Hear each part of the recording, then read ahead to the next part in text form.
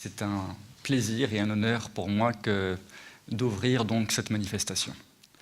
Alors effectivement, puisque le thème c'est l'altérité, on va prendre ici la différence de Pousset. Alors il est petit, mais il n'est pas que petit, comme nous allons le voir. Quand on pense à cette histoire, le petit Pousset de Charles Perrault, et j'insiste, nous allons parler du petit Pousset de Charles Perrault, pas d'un conte imaginaire, le petit Pousset, et je parle ici de l'histoire qui a été publiée en 1697. On pense en général à l'histoire d'un enfant qui est raillé pour sa différence, un peu brimé, pas opprimé comme Cendrillon, mais brimé, et qui, par sa ruse, parvient à ramener le bonheur familial. Alors, si j'essayais de résumer, c'est un peu l'idée en général qu'on en a. Alors nous allons examiner cette espèce de thèse sur cette histoire en deux temps. Dans un premier temps, en se demandant si, en effet, la ruse est-elle l'atout principal de Pousset.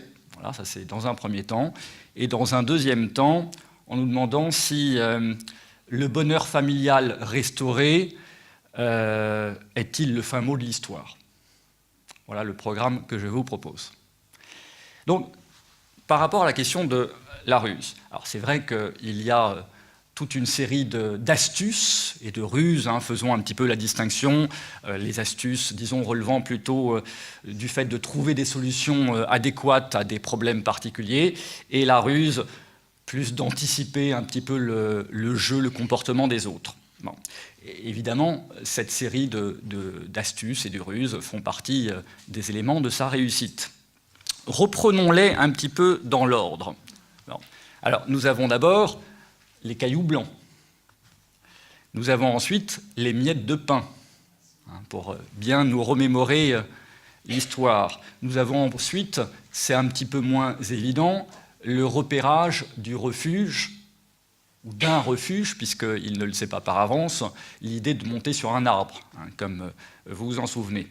Puis ensuite, il y a l'astuce et la ruse de l'interversion des coiffes, des couvre-chefs, entre les couronnes des filles de l'ogre et les bonnets que les petits-enfants ont.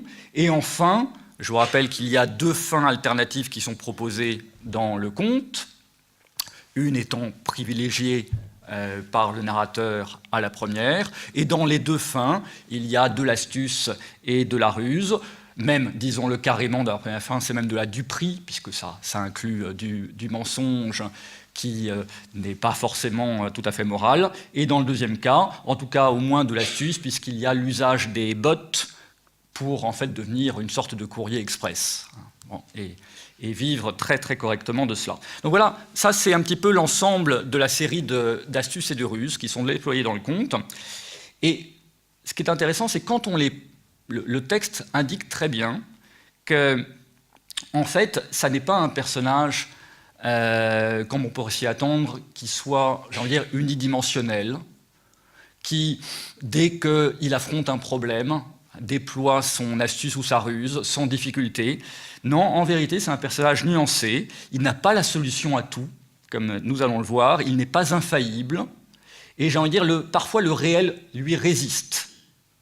Alors, prenons le texte pour vérifier cela. Alors, initialement, lorsqu'il apprend le projet d'abandon de ses parents, vous vous souvenez, il surprend une conversation, il va se cacher dessous et sait ce qu'il va se tramer, on nous dit qu'il alla se recoucher et ne dormit point le reste de la nuit, songeant à ce qu'il avait à faire. Ah oui, d'ores et déjà, ça lui prend toute la nuit pour trouver une solution. Ce n'est pas juste immédiat comme cela. Ce n'est pas un personnage qui, devant chaque difficulté, sort une solution de sa poche. Ça serait trop simple. Il ne dormit point le reste de la nuit, songeant à ce qu'il avait à faire, et c'est au terme d'une nuit sans doute très agitée, et qu'on peut imaginer très angoissante, qu'il finit par se dire « Ah, peut-être qu'il y a un moyen ». Bon. Ça, c'est pour la première ruse. Et puis, lors du deuxième abandon, lors de l'affaire des miettes de pain, Les choses ne se font pas non plus si simplement, puisque là, pour le coup, et comme vous voyez, Pousset, c'est l'inverse présumant de ses capacités, le texte nous dit, Pousset fit son compte de se sortir d'affaire comme il avait déjà fait lors du premier abandon. Il dit, je vais refaire la même chose et tout ira très bien. Mais il trouva la porte de la maison fermée. Ah, il ne savait que faire. Et c'est ça qui est intéressant, c'est il ne savait que faire. Et voilà, c'est pas, non, la solution, elle n'arrive pas tout de suite. Il est coincé. Lorsque la bûcheronne leur ayant donné à chacun un morceau de pain pour leur déjeuner, il songea qu'il pourrait se servir de son pain au lieu de cailloux. Oui, dans un premier temps, il est bloqué.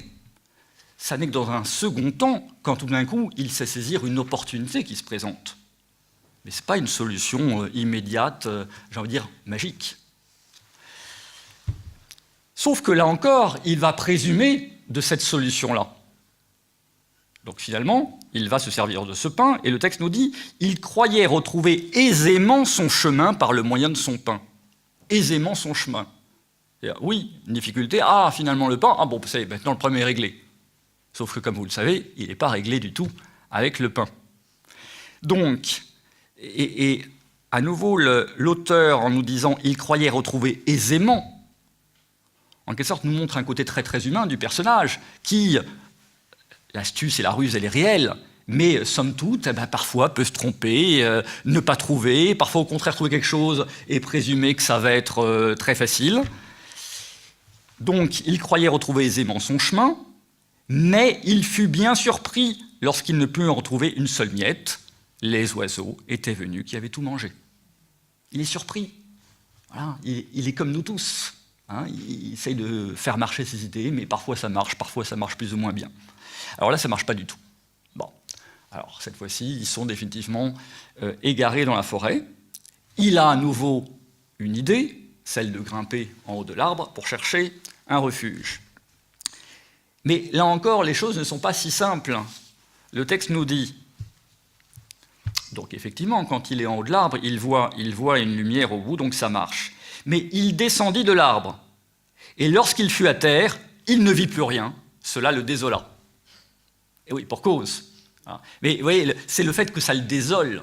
C'est-à-dire que, non, il espérait encore que maintenant qu'il a eu la direction à terre, il percevrait quelque chose, non. Donc sa solution n'est pas si simple à mettre en œuvre.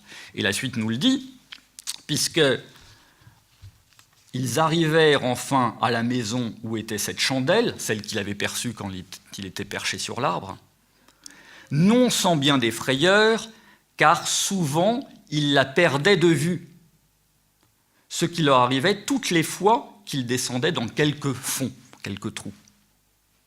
Bien, et là, c'est un pluriel qui inclut l'ensemble des frères, y compris Pousset. Donc vous voyez, il se dit, finalement, lui-même, ça marche un petit peu moins bien. Globalement, ça marche, cette solution-là, même si, bien entendu, là, pour le coup, il n'avait pas anticipé de Caribe Ancilla qui se retrouve dans un refuge qui est tout de même un peu inquiétant. Mais la technique elle-même de percevoir au loin, ça marche avec ces difficultés. Donc vous voyez, on voit qu'il y a bien de l'astuce, de la ruse qui est déployée, mais les choses ne se passent pas forcément de façon si simple. En vérité, la grande réussite du petit Pousset dans l'ensemble de l'histoire, c'est bien entendu, on va dire, ses capacités cognitives, mais si on parlait avec un vocabulaire plus moderne, on parlerait aussi de ses capacités émotionnelles. Voilà. Et c'est de ça que je veux parler maintenant, que ça soit vis-à-vis de sa propre maîtrise de ses émotions, que ça soit à l'égard des autres, de sa faculté à comprendre les émotions des autres, celles de ses frères, et puis on verra dans un troisième temps, celles de ses parents. Alors, déjà, reprenons le portrait qui était proposé de lui au tout début de l'histoire.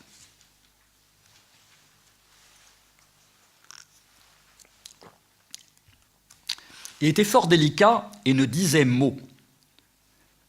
prenant pour bêtise ce qui était une marque de la bonté de son esprit. C'était les autres qui prenaient pour bêtise ce qui était une marque de la bonté de son esprit. Bonté, ici, dans le français du XVIIe, veut dire la perfection de son esprit. Ça n'est pas dans un sens éthique. Il était le souffre-douleur de la maison, et on lui donnait toujours le tort. Cependant, il était le plus fin et le plus avisé de tous ses frères, et s'il parlait peu, il écoutait beaucoup. Donc vous voyez, dès le début, en vérité, il est pris pour un idiot, mais il est le plus fin, et cette capacité à écouter et à percevoir les émotions des autres va être, c'est ce que nous allons voir, sa force principale.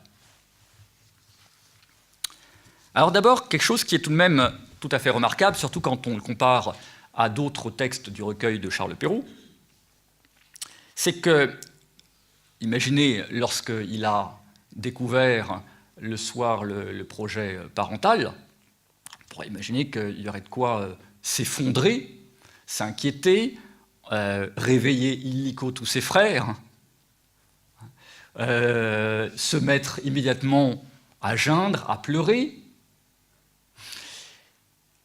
Il ne le fait pas. Pourtant, ce sont des comportements qu'on trouve dans certains autres contes. Vous avez, par exemple, dans Les Souhaits ridicules, conte en vers. Blaise, le bûcheron, lui, se lamente de son sort. Bon. Vous avez également, dans Le Chaboté, le troisième fils qui reçoit un héritage plutôt maigre. Il se lamente, il n'agit pas, il se lamente. Vous voyez, ici, il poussait, il ne se lamente pas. Il passe la nuit à cogiter. Ce qui est tout de même une certaine capacité de se maîtriser par rapport à la situation. Et, il va sans dire que c'est le plus jeune des trois que je viens de vous mentionner, des trois personnages. Donc, déjà, il y a cette évidence, et comme en plus ce texte, Le Petit Poucet, est le dernier du recueil, par principe, nous avons déjà l'exemple de personnages qui, face à la difficulté, ont plutôt tendance à s'effondrer. Bon. Donc, il vient en contraste de cela. Ensuite, cette capacité à contrôler ses propres émotions, on va la retrouver également dans le fait que, contrairement à ce qu'on peut imaginer de personnages de contes, où on imaginerait qu'ils soient intrépides, qu'ils soient relativement insensibles, ce qui leur donnerait une force, taillant droit leur chemin. Alors on a vu que le réel parfois pouvait résister, mais en vérité, c'est un petit garçon, somme toute, qui a peur. Et nous le voyons à plusieurs reprises, cela.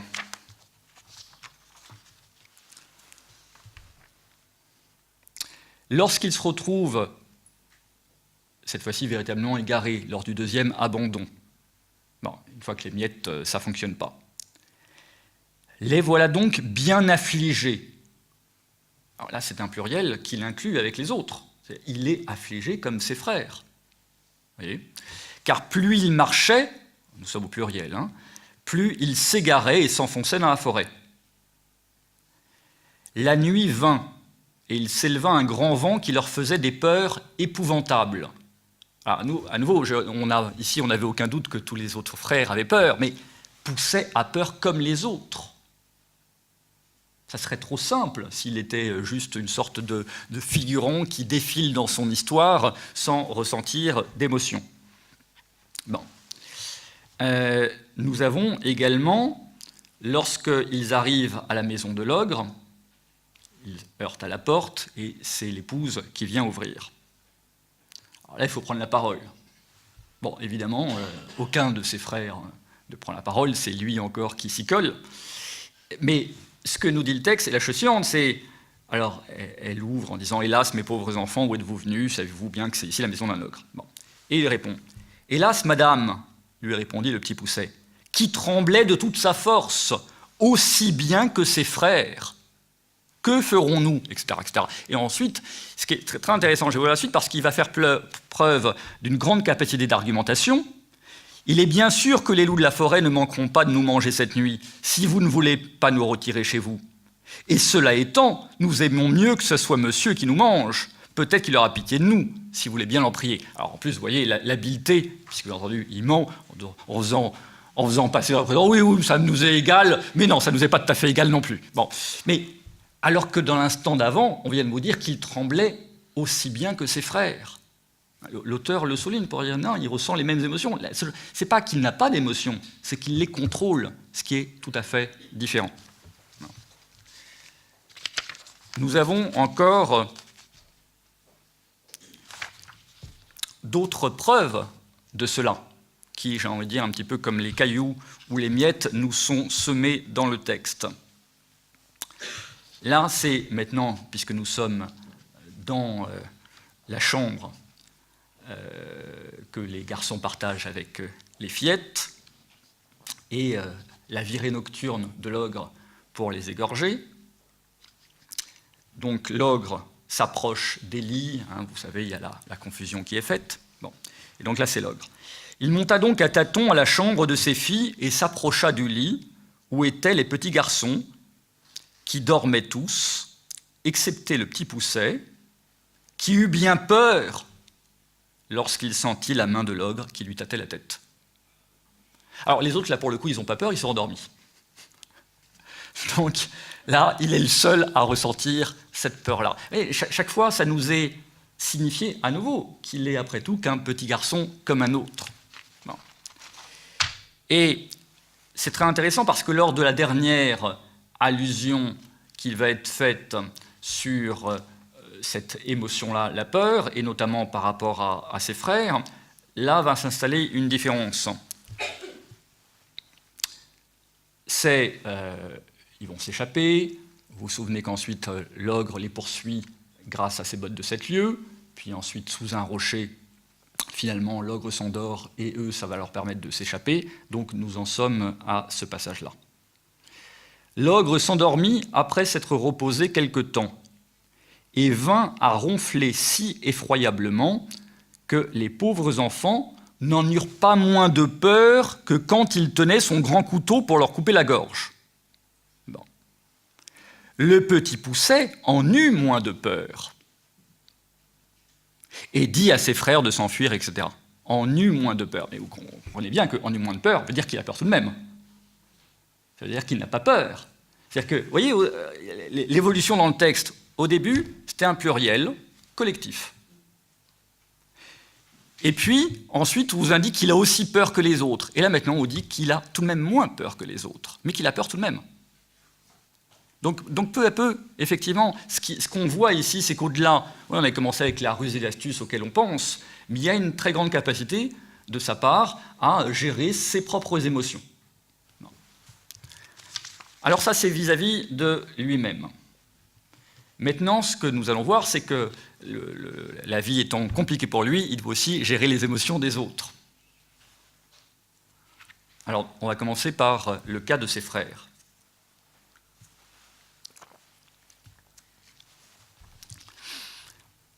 Vous vous souvenez que, tout à l'heure, j'ai évoqué que lors du premier projet d'abandon des parents, il a cogité toute la nuit pour trouver une solution, et qu'il n'a ameuté personne. Il n'a pas réveillé ses frères. Bon. Tout de même tout à fait remarquable, ça aurait pu être une solution évidente. Et le texte nous le dit absolument clairement, puisque je vais reprendre ce que je vous avais déjà dit tout à l'heure, il alla se recoucher et ne dormit point le reste de la nuit, songeant à ce qu'il avait à faire.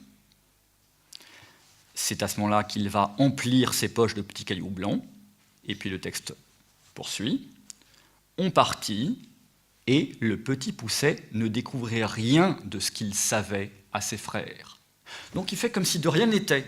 Il va avec ses frères, poches remplies de cailloux, et ses parents, lui sachant ce que les parents ont en tête, il ne moufte pas. Alors oui, on peut s'interroger, pourquoi ? Parce qu'il connaît ses frères, et j'aimerais dire, il sait le débordement d'émotions que ça serait, ou alors éventuellement le déni complet, mais enfin que ce que tu racontes, c'est pas possible. Je vous rappelle ce qu'on a dit tout à l'heure, c'est qu'a priori on ne l'écoute pas. On le raille, on se moque de lui. Mais ce que tu racontes, c'est pas possible. Mais si, j'ai entendu, tu divagues, comment tu peux accuser nos parents comme ça ? Donc, oui, il juge, non, ça sert à rien. C'est vain. Il vaut mieux laisser les choses advenir, et moi, de mon côté, essayer de trouver une solution à cela. Donc ça, c'est d'emblée qu'il a fait ce choix de ne pas, comme dit le texte, découvrir la chose à ses frères. Et de fait, quand, un peu plus tard, il se retrouve seul dans la forêt, puisque les parents se sont échappés par derrière, à ce moment-là, nous avons une notation tout à fait étonnante dans le texte. Les enfants se mirent à crier et à pleurer de toute leur force. Le petit Pousset les laissait crier, sachant bien par où il reviendrait, puisque lui, il sait qu'il a une solution. Et ça n'est qu'après que nous avons « Il leur dit donc, ne craignez point mes frères, etc. » Il les laisse crier. On pourrait dire « Attendez, pas besoin, ne pleurez pas, ne criez pas, vous inquiétez pas, j'ai la solution. » Non, non, non, non. Il les laisse crier et pleurer, parce qu'il a bien compris, là encore, qu'ils ne l'écouteront pas. Il faut les laisser un peu se calmer d'abord naturellement, et quand ça sera un petit peu, le coup d'émotion sera un petit peu passé, à ce moment-là, il pourra leur suggérer une solution. Donc il fait tout à fait attention à la façon dont il... Alors qu'on pourrait légitimement se dire qu'au contraire, il pourrait y avoir une sorte de joie et de vanité, à pouvoir leur dire « Non, mais attendez, j'ai la solution, ne vous inquiétez pas ». Mais non, ce n'est pas le bon moment. Il y a un bon moment pour tout, et ce n'est pas le bon moment pour en parler de cette solution. Il faut attendre.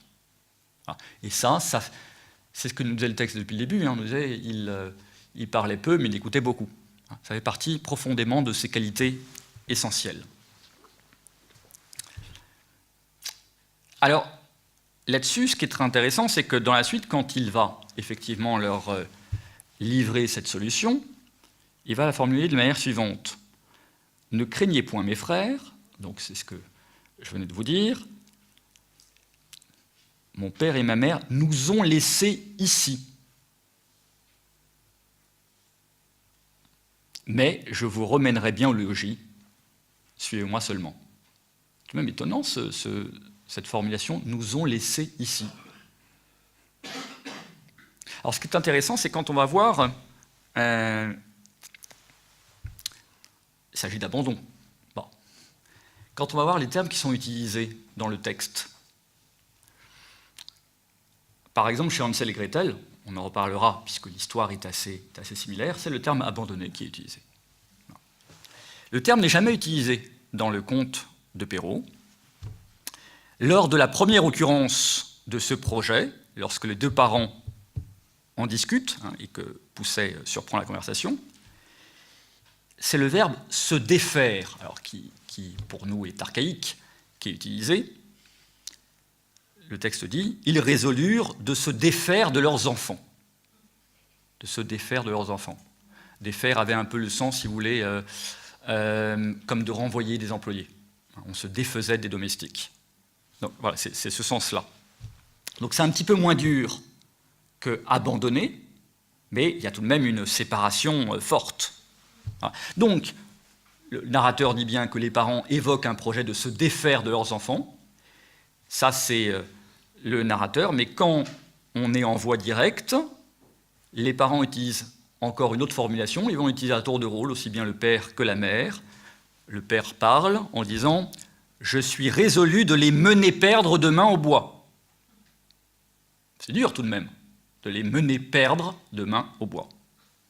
Et c'est le même verbe que va utiliser la mère, la bûcheronne. Et lui, quand il formule, ils nous ont laissés là. Donc vous voyez, il atténue les choses. En vérité, qu'est-ce qu'il fait? Pour ses frères, il atténue les choses parce que laisser là, à la rigueur, ça laisse très très large d'interprétation. Est-ce que c'est un abandon? Est-ce qu'ils nous ont oubliés? Est-ce que se sont perdus? Est-ce que... Voilà. Je ne rentre pas là-dedans. Il n'accentue pas le côté dramatique de la situation. Voilà. Il évoque quelque chose qui n'est pas foncièrement faux, mais il n'accentue pas. Il va dire, ils nous ont abandonnés. Au contraire, il va redéclencher les pleurs immédiats, alors qu'ils venaient d'attendre que les pleurs cessent pour enfin leur proposer une solution.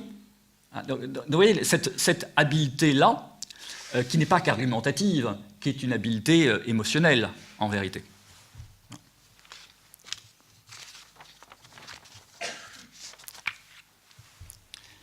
Alors ça, c'était ses sentiments par rapport à ses frères.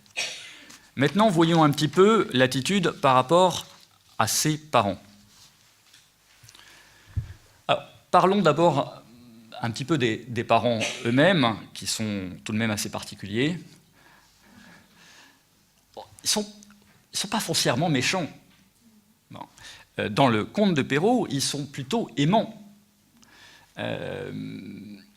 Là encore, la comparaison avec Hansel et Gretel est, je pense, tout à fait bénéfique, puisque la formulation qui est donnée, puisque dans les deux cas, vous avez une discussion pour que les deux parents se mettent d'accord, que ce n'est pas immédiat, alors qui est inversé, puisque c'est le père chez Perrault qui est à l'initiative du projet, tandis que c'est la mère chez les Grimm, bon, qui doit chaque fois convaincre son conjoint. Bon. Mais l'idée est la même, sauf que les arguments qui sont utilisés ne sont pas du tout les mêmes. Dans Hansel et Gretel, la mère va dire au père, voilà ce que nous allons faire demain, nous irons travailler en les laissant et les abandonnant, ils ne trouveront plus le chemin de la maison et nous en serons débarrassés. Et là, comme le père résiste un peu, elle va ajouter, en l'insultant, en le prenant de haut en plus, et quoi? Nous devrions tous les... Il y a 2 enfants seulement, hein. Il n'y en a pas 7, il n'y en a que 2. Nous devrions tous les 4 mourir de faim? Tu n'aurais plus qu'à nous façonner des cercueils. Donc, en fait, elle a une visée tout à fait utilitariste. Hein. C'est soyons pragmatiques, soit on meurt à 4, soit il n'y en a que 2 qui meurent, et nous, 2, on peut survivre. Quitte d'ailleurs à avoir d'autres enfants ultérieurement. Bon, c'est pas dit, je rajoute. Donc, voilà, c'est pour le coup, du pur égoïsme, mais pas simplement de l'égoïsme. Vous avez vu même dans le ton qui est donné, c'est à dessein, non seulement en insultant le père, en disant qu'ils en seraient débarrassés, c'est une charge, un poids. Ça, c'est ce que nous avons chez Hansel et Gretel comme argumentation. Tandis que dans Le Petit Poucet, puisque c'est le père qui prend les devants, il va utiliser comme argument qu'il ne saurait les voir mourir de faim devant ses yeux. Je ne saurais les voir mourir de faim devant mes yeux, dit-il à son épouse. Elle va mettre un petit peu de temps à être convaincue, et finalement, le texte va nous dire qu'elle-même, ayant considéré quelle douleur ce serait de les voir mourir de faim, elle finit par y consentir. Vous voyez, c'est pas du tout pareil, et en vérité, là, Charles Perrault va directement saisir cet argument dans la Bible hébraïque, hein, puisque c'est je rappelle l'argument de Agar, c'est dans la Genèse au chapitre 21, verset 16, qui, se retrouvant chassée dans le désert avec son fils Ismaël, dans le désert du Néguev, l'abandonne au pied d'un arbre, puis s'éloigne, non pas parce que, si je reprenais du Hansel et Gretel, parce que seul je m'en sortirais mieux, au moins peut-être aurais-je la possibilité d'atteindre le prochain puits, seul, à 2, il est une charge pour moi. Non, parce qu'elle s'éloigne, et le texte nous dit dans la Bible, pour ne pas voir la mort de l'enfant. C'est ça qui lui est insupportable. Non. Quitte à mourir, je ne peux pas. Donc, c'est effectivement, je pense, très profondément le côté, en vérité, paradoxalement aimant des parents du Petit Poucet. Alors, bien entendu, je ne suis pas du tout en train de les racheter, parce que par ailleurs, ce sont bien évidemment un couple assez inconséquent et irresponsable, par ailleurs. Je ne vais pas rentrer à la discussion sur le fait qu'ils ont eu autant d'enfants si vite à la fois, comme nous dit le texte, d'ailleurs avec ironie, puisque le texte le souligne. On s'étonnera que le bûcheron ait eu tant d'enfants en si peu de temps, mais c'est que sa femme allait vite en besogne. Bon.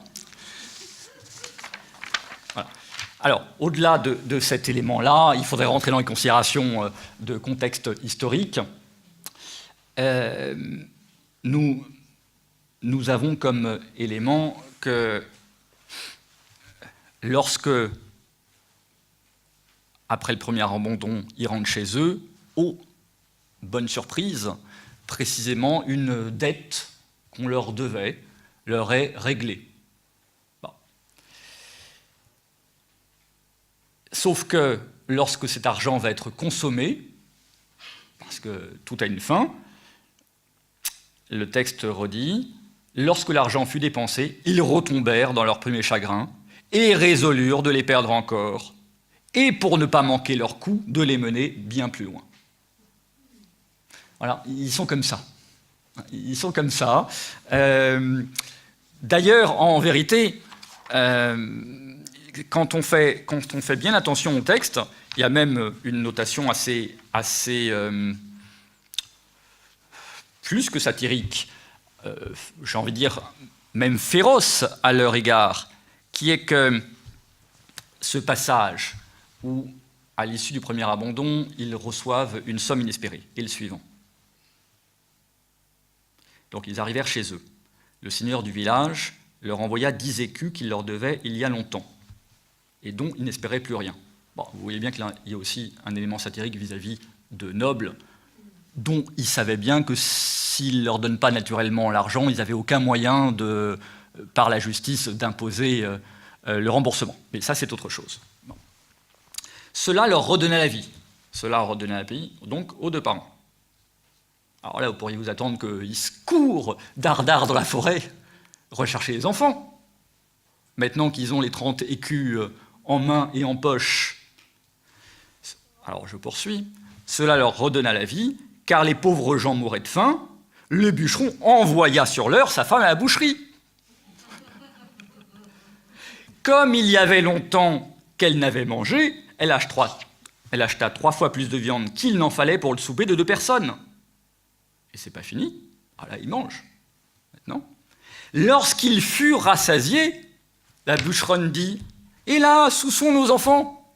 Ah voilà, lorsqu'ils furent... Vous voyez, après tout ça, tout d'un coup, elle se souvient « Ah, au fait, on a abandonné nos enfants, il faut qu'on fasse quelque chose. » Mais ceci dit, il ne faut rien. Parce que le texte continue. « Hélas, où sont nos enfants?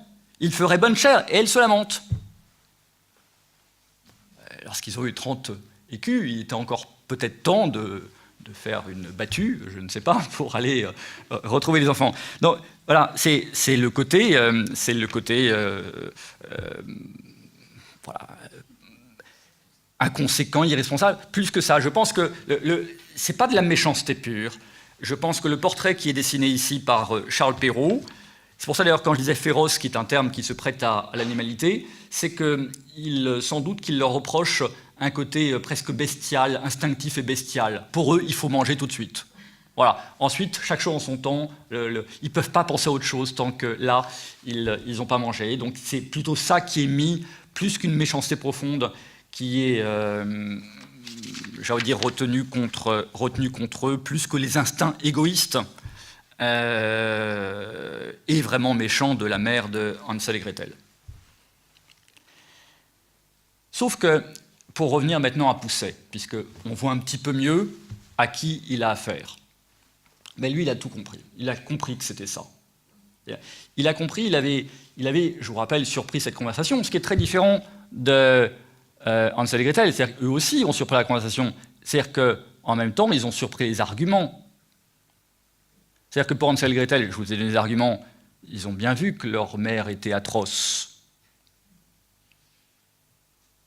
Leur mère qui, je fais juste une aparté là-dessus, leur mère qui devient belle-mère au fur et à mesure des éditions des frères Grimm, c'est-à-dire dans la première édition qui date de 1812, puisque vous savez qu'il y a eu, en fait, autant Charles Perrault a publié ses contes sur le tard, autant les frères Grimm l'ont publié sur le tôt. Donc Charles Perrault devait avoir 67 à 70 ans, donc il y a une seule édition. Les frères Grimm, ils l'ont publié en 1812, la première édition. Il y en a eu 7 jusqu'en 1857, je crois, c'est vous dire. Bon. Et il y a des retouches au fur et à mesure, des petites retouches comme ça, à droite à gauche, et parmi les retouches, il y a notamment le fait que tout d'un coup, dans la première édition, c'est leur propre mère, hein, ce sont leurs parents biologiques, bûcheron et bûcheronne de Hansel et Gretel, et tout d'un coup, ça devient, peut-être que c'est pour que ça soit un petit peu moins difficile et un peu moins féroce, ça devient le père, mais une belle-mère qui prend les devants par là. Mais qu'importe pour nous, c'est que l'idée, alors que je reprenne...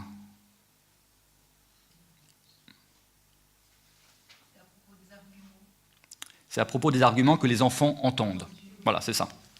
Donc, eux, ils ont entendu, pour Hansel et Gretel, j'ai envie de dire, la vérité sur leur mère. Mais pour Poussey, il a aussi entendu la vérité sur les parents, que d'un côté, ils pouvaient sincèrement être, j'ai envie de dire, déchirés de les voir mourir, mais ça n'allait pas les empêcher de passer à l'acte et de recommencer.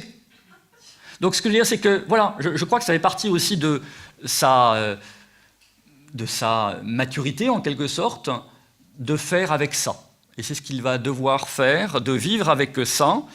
Et c'est aussi pour ça que, là, on doit faire face à un autre épisode extrêmement étonnant dans l'histoire, qui est le retour à la maison, la première fois. Alors, évidemment, la deuxième fois, ce n'est pas immédiat.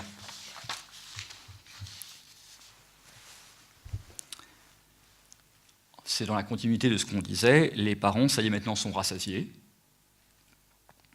et ils se lamentent, nos enfants, nos enfants. Mais en parallèle, les enfants étaient sur le chemin du retour. D'accord ? Donc, on reprend les enfants sur le chemin du retour. Donc, ils suivent Poussey, qui les mena jusqu'à leur maison par le même chemin qu'ils étaient venus dans la forêt. Ils n'osèrent d'abord entrer, mais ils se mirent tous contre la porte pour écouter ce que disaient les parents, et ils vont surprendre cette conversation hein, où la mère se lamente « Ah, nos enfants, nos enfants ». Je souligne ici le « ils n'osèrent d'abord entrer ». On va revenir là-dessus. Et à ce moment-là, finalement, il frappe à la porte, crie « Nous voilà, nous voilà ». Là, elle court vite leur ouvrir la porte, la mère, et leur dit en les embrassant « C'est sincère ». C'est sincère, c'est inconséquent, mais c'est comme ça. Elle leur dit en les embrassant « Voilà, que je suis bien aise de vous revoir, mes chers enfants, etc. » Et elle leur donne à manger et partage, bien entendu, le reste du plat. Je vous rappelle, il y avait 3 fois la quantité qu'il fallait pour eux deux, donc il y a de quoi. Mais ce qui est intéressant ici, c'est la notation suivante. Ils se mirent à table et mangèrent d'un appétit qui faisait plaisir au père et la mère, à qui ils racontaient la peur qu'ils avaient eue dans la forêt en parlant presque toujours tous ensemble. Bon, là, on imagine une scène très vivante, très joyeuse de la famille réunie, où ils parlent de la peur qu'ils ont eue. Mais il y a tout de même quelque chose de très, très étonnant. Aucune interrogation, accusation envers les parents. Rien. Rien.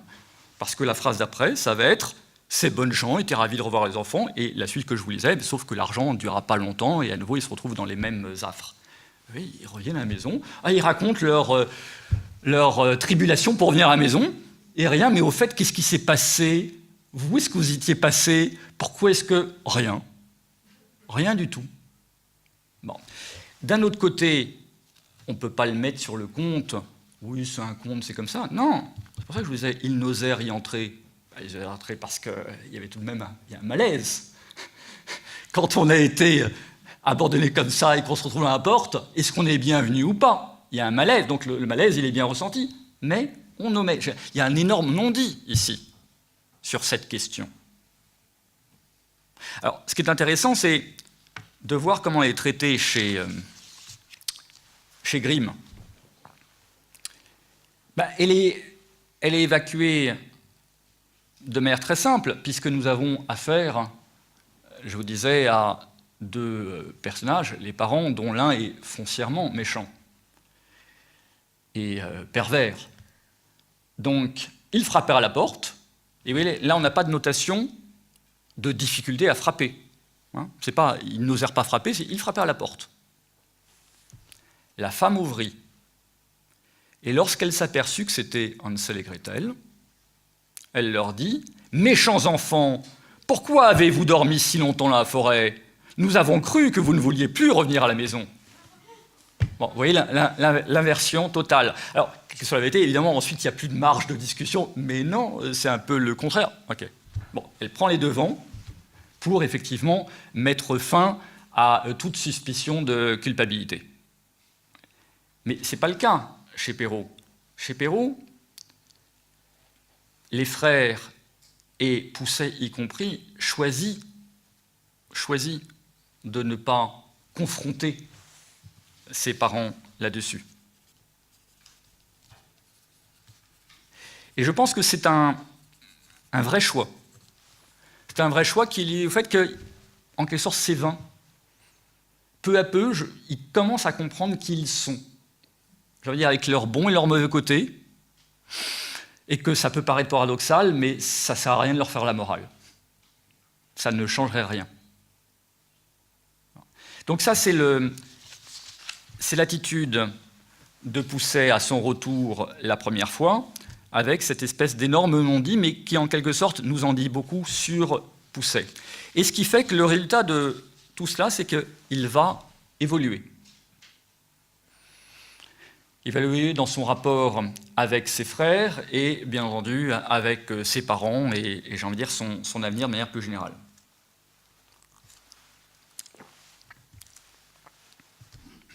Alors, par exemple, une notation tout à fait remarquable sur cette évolution,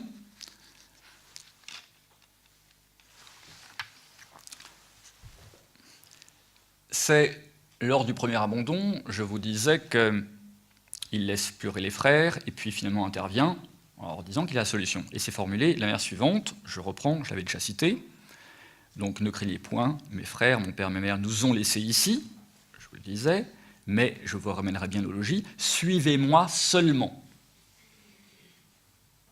Ils le suivirent. Suivez-moi seulement. Vous entendez dans ce seulement, suivez-moi seulement, vous entendez que la chose n'est pas naturelle. En vérité, c'est la première fois que tout d'un coup, il demande à ce que cette fois-ci on l'écoute,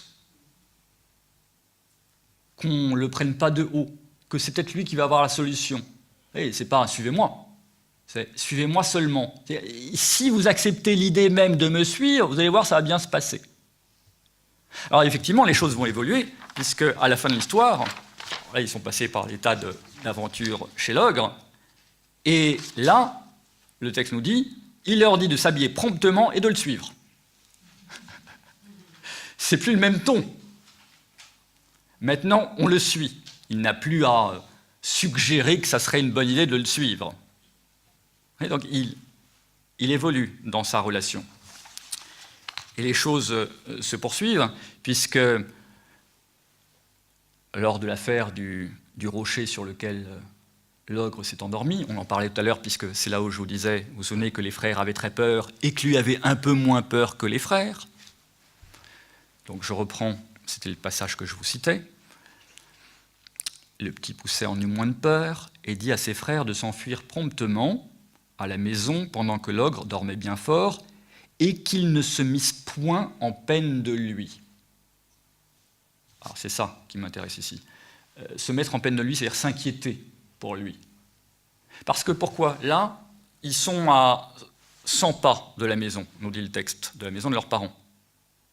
Donc eux, il leur dit de rentrer à la maison, et lui, il s'en va. Là, il va prendre le large. Il faut le faire. C'est-à-dire, il leur dit, et dorénavant, vous inquiétez pas pour moi, je m'en vais. Il ne leur explique pas quoi, il ne leur explique pas ses projets, il le fait. Il leur dit juste, ne vous inquiétez pas. Donc, vous voyez cette évolution du personnage qui, à la fois, a jugé les limites de ses frères, de ses parents, et qui, peu à peu, on va dire, s'émancipe par rapport à cela. Ce qui fait que on a une autre notation d'ailleurs sur la façon dont il voit ce cocon familial.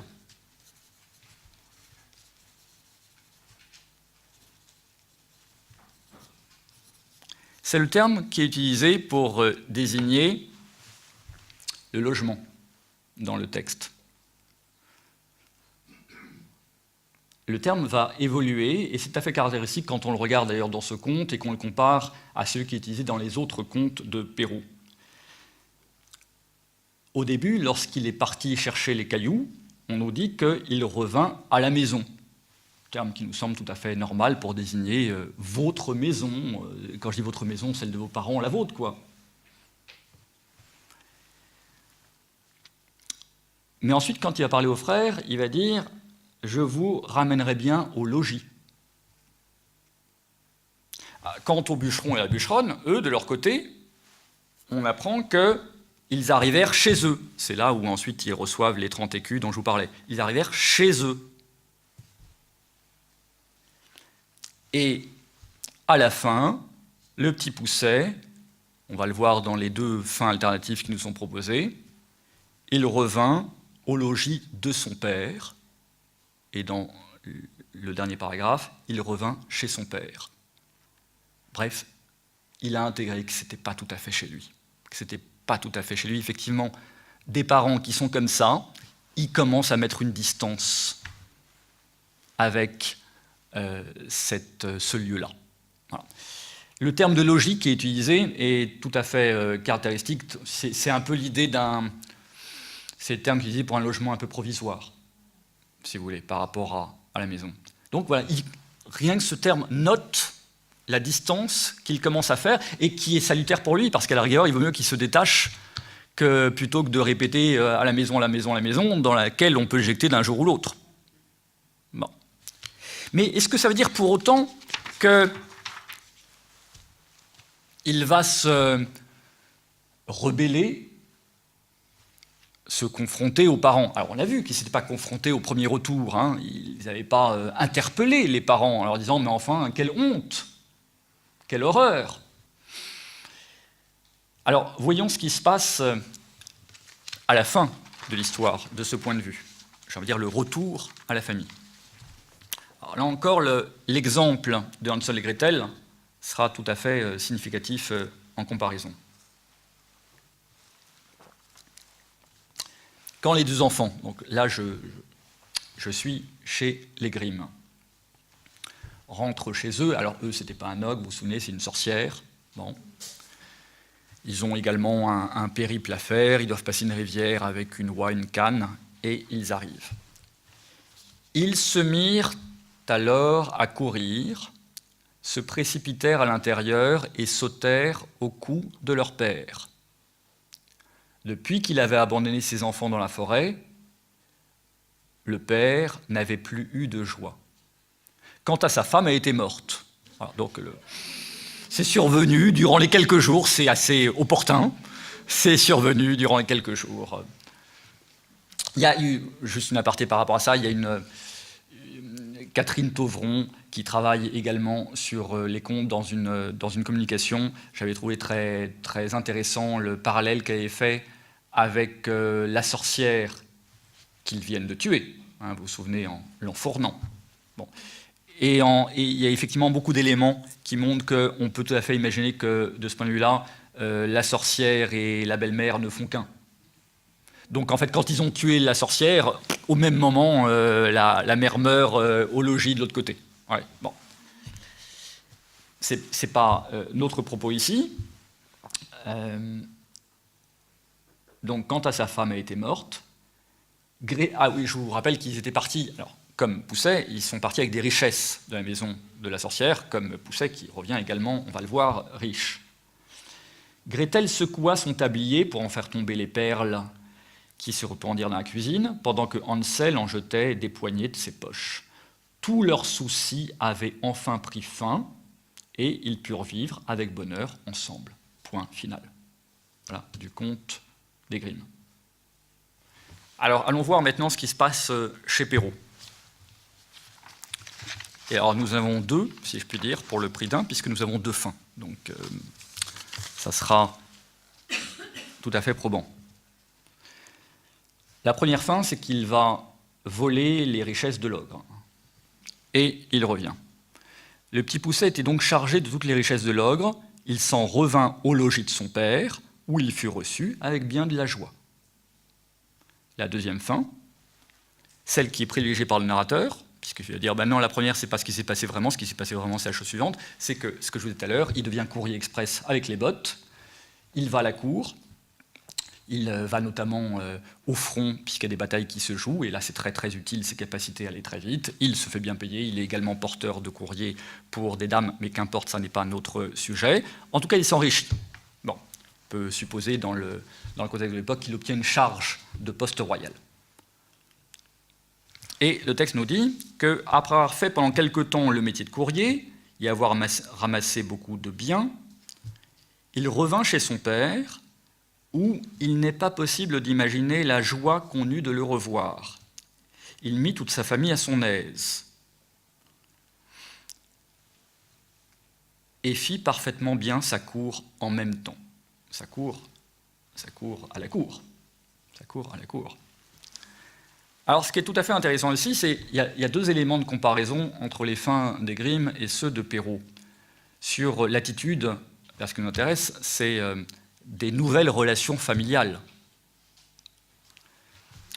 Dans le cas de Hansel et Gretel, on a vu qu'ils se mirent alors à courir, se précipitèrent à l'intérieur, sautèrent au cou de leur père. Ils manifestent, eux, de la joie de voir leur père. Il y a de la joie en retour. L'homme n'avait plus de joie. D'accord ? Vous avez peut-être noté, quand je vous ai lu dans le cas de Pousset, que la première fin, on nous dit que Pousset fut reçu avec bien de la joie. Ce n'est pas lui qui a de la joie. On ne dit pas où il les retrouva avec de la joie. Il fut reçu avec de la joie. Je ne vous dis pas qu'il est peiné non plus, c'est pas ça. Il est bien content. Mais la joie, elle est plutôt du côté de la famille. Lui, on commence à voir qu'il a commencé à se détacher de tout cela. La deuxième fin, c'est donc il revint chez son père, où il n'est pas possible d'imaginer la joie qu'on eut de le revoir. Pas la joie qu'il eut de les revoir. La joie qu'on eut de le revoir. Donc vous voyez qu'elle a été réciproque chez les Grimm. Elle ne l'est pas ici. Vous m'avez bien compris, quand je dis pas réciproque, ce n'est pas joie et, de manière antithétique, une peine, un chagrin. Non, c'est une joie et une distance. D'ailleurs, chez les Grimm, c'est une joie du côté des enfants avec une notation un peu puérile, le fait de courir et de sauter au cou. Notation, on pourrait penser que c'est pas le vocabulaire de Perrault. On dit, ah oui, ça c'est la façon d'écrire des Grimm et pas de Perrault. Mais non, parce qu'on a un cas chez Perrault où on a un enfant qui marque sa joie exactement avec les mêmes termes dans La Belle au bois dormant. Aurore vint en sautant et en riant se jeter à son cou. Non, quand on veut marquer sa joie, on la note, on la marque à peu près de la même manière. Donc, voilà, là on a un élément très très clair sur le fait que Pousset, lui, est content de revenir chez lui, mais ça n'est plus tout à fait chez lui. Il est content de revoir sa famille, mais ce n'est pas tout à fait équivalent et réciproque. Et sur leur avenir à partir de maintenant,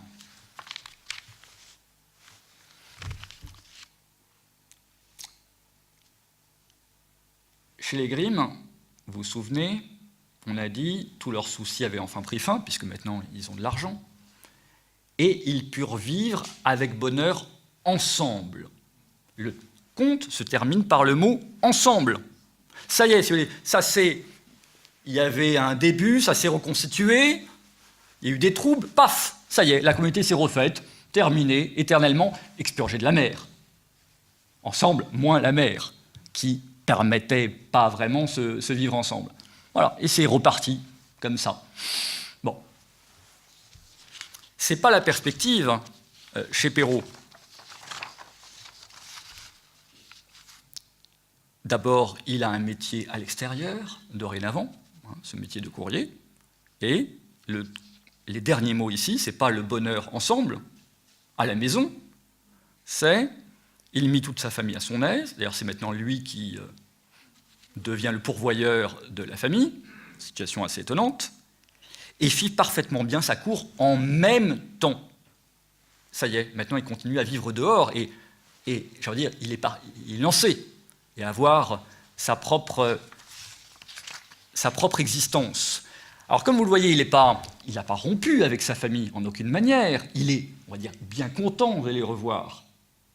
Mais en même temps, il est ailleurs, et ça y est, il mène sa vie ailleurs.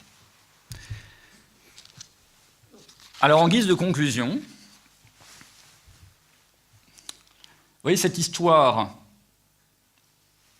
qu'on aurait tendance à croire comme celle d'un enfant qui sauve sa famille grâce à ses ruses et réintègre le giron familial, comme si rien ne s'était passé.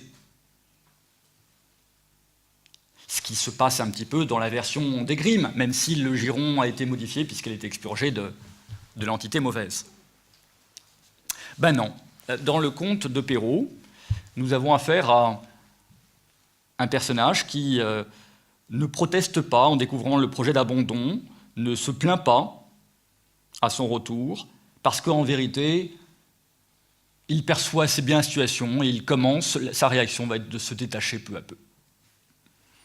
Il va en tirer les conséquences, il accepte les limites de ses parents, il ne va pas rentrer dans des relations conflictuelles, il s'émancipe, comme on dit. Désormais, il est écouté, hein, vous avez vu, il leur dit « suivez-moi » et c'est tout. Il informe vaguement « vous inquiétez pas pour moi, je m'en vais ». Et on retrouve d'ailleurs à ce stade, et je conclurai là-dessus, une leçon assez courante en vérité dans les contes et notamment en tradition orale. Nicole Belmont nous le rappelle régulièrement, l'idée de se séparer de sa famille comme étant l'un des éléments de l'initiation. Mais on peut aussi noter que c'est dans la fulgurance de la Bible hébraïque, ce qui est assez extraordinaire, c'est que vous voyez, ce livre, si on prend par exemple dans l'édition de la Pléiade qui doit faire 2000 pages, à la page 2, vous avez sur quoi l'homme abandonne son père et sa mère. Voilà, c'est tout de même assez fulgurant que à la page 2, tout de suite, on évoque que le destin va être, d'une manière ou d'une autre, de se séparer. Je vous remercie.